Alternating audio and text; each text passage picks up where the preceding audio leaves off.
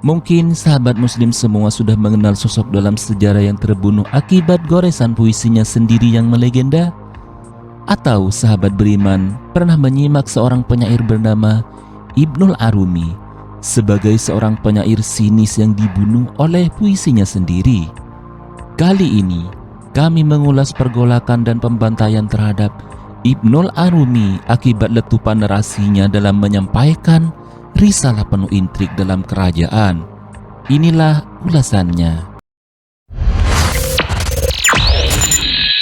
Jika kata-kata bisa membunuh, maka puisi adalah belati yang paling tajam.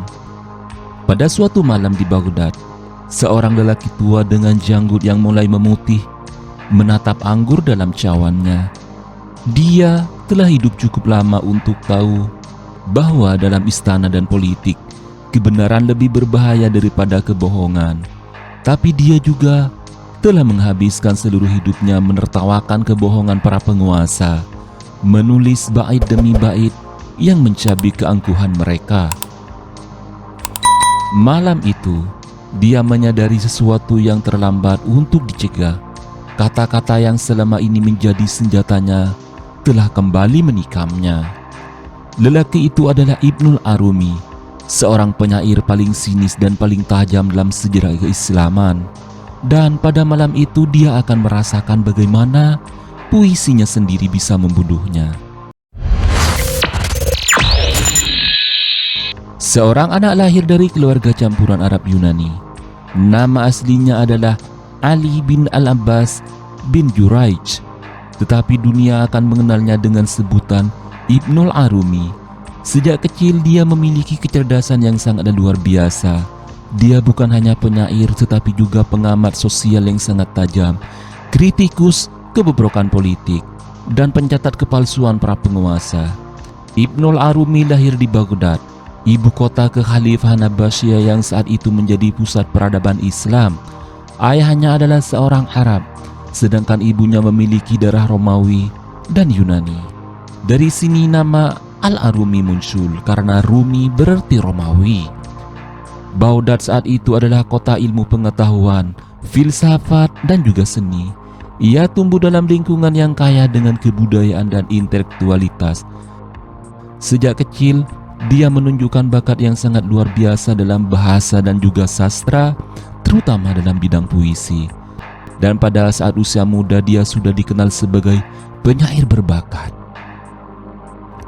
Namun kehidupan pribadi Ibnul Arumi tidaklah mudah. Ayahnya meninggal ketika dia masih kecil dan kemudian ibu serta saudara-saudaranya juga meninggal. Kehilangan ini membuatnya tumbuh menjadi pribadi yang pesimis dan sinis.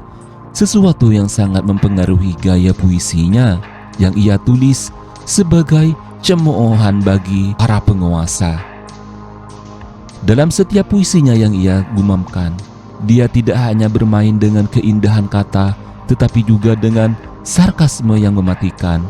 Dia mampu menyanjung seseorang dalam satu baris, lalu menghinanya dengan kejam di baris berikutnya. Ketajaman lidahnya membuatnya makin terkenal. Tapi ketajaman itu pula yang akan membawanya pada kehancuran dan kematian.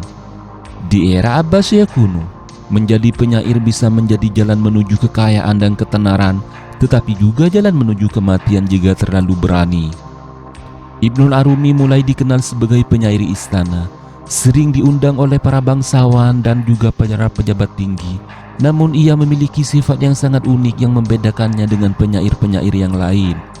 Dia bisa menulis puisi, pujian yang sangat indah, tetapi dia juga bisa menyelipkan hinaan tajam dalam puisinya. Dia memiliki kemampuan yang sangat luar biasa untuk menggunakan kata-kata sebagai senjata, menyanjung dan menghina dalam satu bait, mengkritik kebobrokan penguasa tanpa takut akan risiko yang akan dia pilih. Banyak pejabat yang takut dengan puisinya, tetapi rakyat bisa menyukainya karena dia sering mengkritik ketidakadilan sosial serta korupsi yang ada dalam pemerintahan. Ibnul Arumi sering menyoroti korupsi, ketidakadilan dan kebobrokan moral dalam pemerintahan Abbasiyah.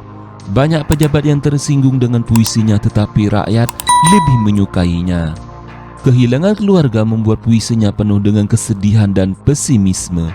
Dia sering menulis tentang kepedihan, nasib buruk, dan ketidakadilan dunia. Puisinya seringkali memiliki sindiran tajam dan menyakiti hati para penguasa. Dia tidak takut menghina siapapun termasuk patronnya sendiri. Seperti banyak penyair di masanya, Ibnul Arumi mencari nafkah dengan menulis puisi untuk para bangsawan dan para pejabat tinggi. Tapi berbeda dengan para penyair lainnya, dia tidak pernah bisa menahan diri untuk tidak menghina orang yang dianggap paling bodoh atau korupsi.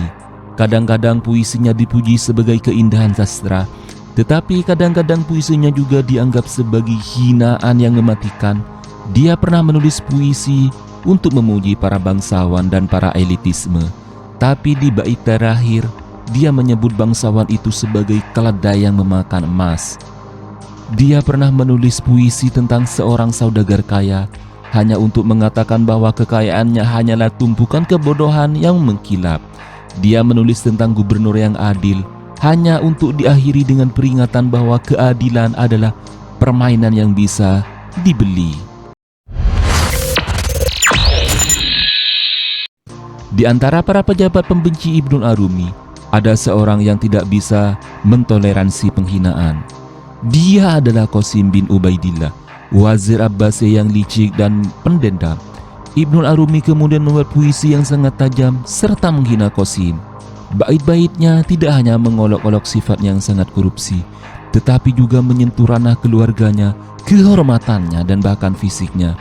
Bagi seorang wazir sendiri yakni Ubaidillah, dia bukan sekedar penghinaan, tapi ia adalah serangan pribadi yang tidak bisa dibiarkan. Qasim bin Ubaidillah tidak membalas dengan kata-kata, namun dia membalas dengan racun yang sangat mematikan dalam hidangannya. Ketajaman lidahnya akhirnya membuatnya mendapat banyak tusukan dan banyak musuh, termasuk wazir Al-Abbasiyah yakni Qasim bin Ubaidillah. Qasim bin Ubaidillah tidak bisa menerima penghinaan ini. Dia mengundang Ibnul Arumi ke sebuah jamuan makanan mewah. Di salah satu hidangan dia mencampurkan racun yang bekerja perlahan. Qasim bin Ubaidillah mengundang Ibnul Arumi ke sebuah jamuan makan di istana yang sangat mewah. Hidangan mewah disajikan, anggur dituangkan, dan percakapan mengalir. Ibnul Arumi pada saat itu sedikit aneh dengan keramahan ini, tetapi dia menikmati jamuan tersebut. Tetapi juga dia tidak tahu salah satu hidangan telah diracuni. Dadanya terasa berat, nafasnya mulai pendek, jarinya mulai gemetar, kepalanya mulai berputar dan pening, dan menatap Wazirul Qasim yang hanya tersenyum tipis seolah menikmati kematiannya perlahan-lahan. Dalam keadaan sekarat, Ibnul Arumi berbisik, "Mereka membunuhku secara perlahan, seperti mereka membunuh kucing yang dicintai oleh pemiliknya." Malam itu Ibnul Arumi meninggal, bukan karena peperangan, bukan juga karena pertempuran, tetapi karena puisinya sendiri. Ibnul Arumi dikenal sebagai penyair yang tidak punya filter. Dia tidak peduli dengan konsekuensi, bahkan ketika dia menghina orang-orang yang berkuasa. Dia juga sering menyinggung bahkan orang-orang membayarnya, menunjukkan bahwa dia tidak bisa menahan diri untuk tidak bisa berkata jujur. Dia kehilangan banyak pendukung, bahkan membuat dirinya menjadi target para pejabat. Ibnul Arumi tampaknya tidak menyadari betapa berbahayanya puisi-puisinya, atau jika dia menyadarinya, dia bahkan tidak pernah peduli. Ibnul Arumi dibenci oleh para penguasa, tetapi lebih dicintai oleh rakyatnya. Puisinya tetap dikenang bahkan setelah kematiannya. Nama Ibnul Arumi menjadi legenda sebagai penyair ulung yang berani melawan tirani serta kekuasaan dengan kata-kata. Ibnul Arumi adalah bukti bahwa kadang-kadang kata-kata bisa lebih mematikan daripada irisan pedang. Dan bagi seorang penyair seperti dia, puisinya bukan hanya menghidupkannya, tetapi juga bisa membunuhnya. Sahabat beriman, bagaimanapun pergolakan sebuah pemerintahan, mari kita tetap mematuhinya perjalanan roda dari pemerintahan tersebut. Semoga kita bisa menerima ibrah dari kisah ini, dan nantikan video-video terbaru dan update terbaru dari kisah-kisah Islami dalam sejarah Islam. Wallahu a'lamu bimuradihi. Wassalamualaikum warahmatullahi wabarakatuh.